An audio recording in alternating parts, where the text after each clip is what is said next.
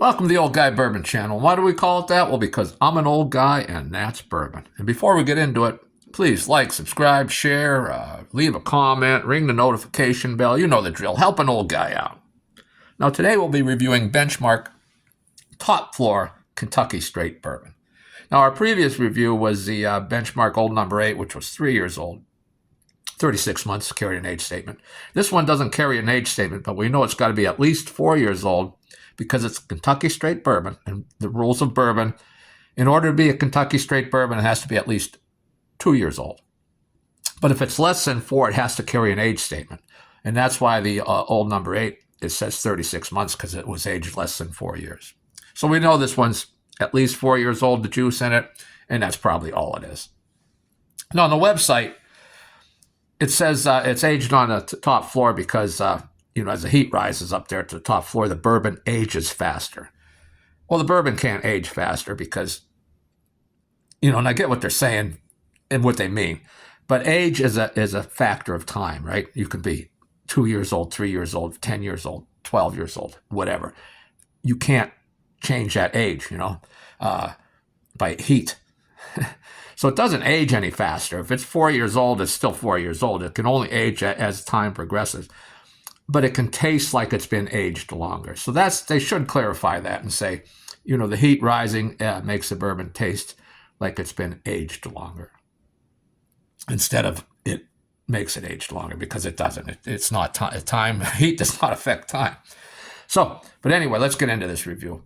This is an 86 proof, so this is 6 more proof than the Benchmark Old No. 8, which I previously reviewed, and at least 1 year older, right? That was 36 months old, and this one has to be, we know, at least 4 years old. So let's get into it. And again, on the color, that's, gold. Just a gold color. So, I don't think it aged any faster. It is a young bourbon. 4 years old isn't that old, but it's not that young either, right? So let's see what that extra year and 6 proof does for it. Again, on the nose, it's a light nose. You got to kind of get in there. Got to get in there kind of deep. But again, not a lot of ethanol, if any, coming through on the nose, which is kind of nice. Even though the nose is light, there's no ethanol blocking any of the aromas. So I'm getting some cherry Jolly Rancher. I'm going to go with cherry Jolly Rancher. Some apple, a little oak, a little vanilla. Let's take a sip.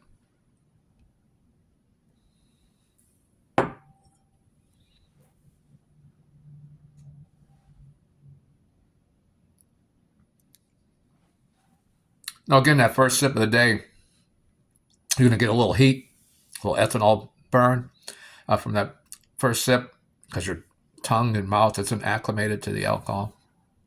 And I do get a little of that. Here. And I would say it almost, if I didn't know it was 86 proof and I was just guessing, I would guess around 90 proof. So that first sip of the day, and again, that doesn't really mean anything, but at that first sip, I would guess the proof was a little higher than it was.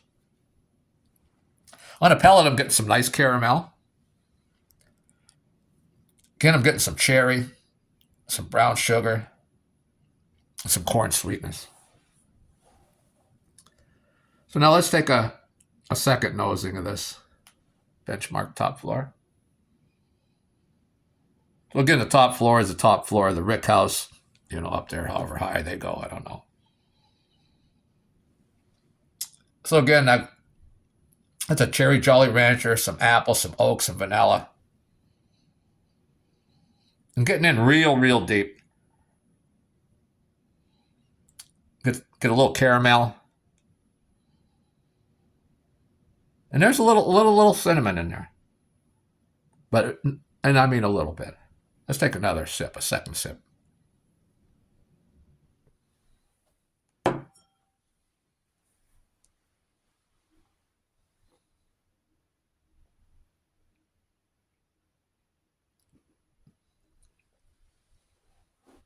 Now, on that second sip, I held it in longer, swished it around in my mouth a little bit. Now I'm getting some spice right on the tongue. Also some ethanol heat. Again, I held it in there a long time. Switched it around. So I'm getting some ethanol heat. Again, I would guess this is a 90 proof, or maybe even a little, maybe 92 or 3. So it drinks a little hotter than its 86 proof, to me anyway. And I like higher proof stuff. But now I'm getting that corn sweetness from holding that on my tongue like that. I got a lot of spice, on my tongue. Some heat there, but now I'm getting that corn sweetness coating my tongue. That caramel, cherry, brown sugar, some vanilla. And going into the finish, now I'm getting some pepper. Almost like a cross between a cayenne pepper and a black pepper. It's, it has that flavor like a black pepper, but a little more pepper heat like a cayenne pepper. Now I'm getting like a cinnamon red hot, which is probably adding to that pepper heat. And then a nice little coating of vanilla at the end there. Now I paid $22 for this one, and I don't know, what the retail is on this.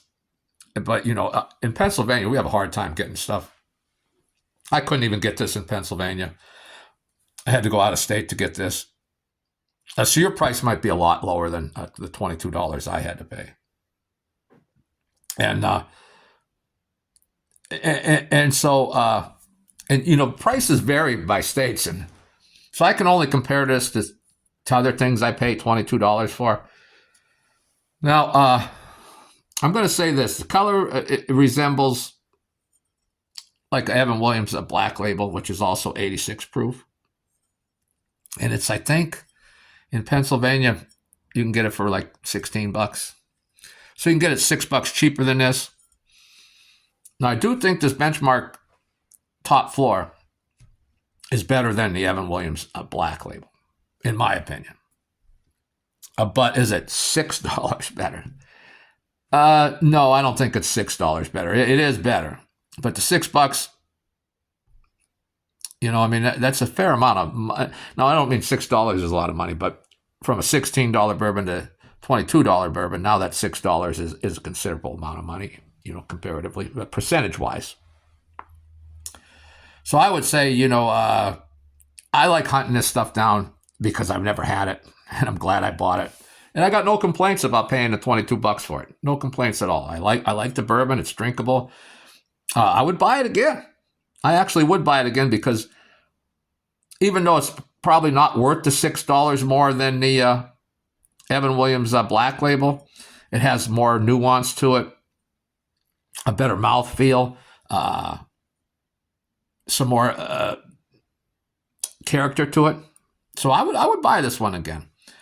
I would compare this one more to like the Evan Williams 1783, which I like a lot. And I don't know off the top of my head what a bottle of that costs because I usually buy a handle. But I'm guessing it's a similar price point. So I would buy this one again. But I wouldn't go hunting it down. But if you could get it for like $15, then it's I would say it's a buy because it does have some character, has some nuance to it. And that Top Floor does do something there. So, well, that's all I have for today. And, I hope you stuck around this long, that you did like, subscribe, comment. And please, if you comment and if you stuck around this long, if you see this on the shelf in your area, just tell me what the price is, whether it's on sale or, retail or whatever. And if you could, tell me what state you're in. I don't need to know the city or anything. I don't want anybody tracking you down or anything like that. I'm in Pennsylvania. So I couldn't get this in PA. Had to get it out of state. I paid $22 on sale in San Diego, California. So that is where that price is. So I'd like to just see prices across the country. It'd be nice if people could do that. I might start asking earlier because I think people don't stick around till the end. But if you could do that, I'd appreciate it. And again, thanks for sticking around, and I appreciate everyone out there. And I'll see you next time.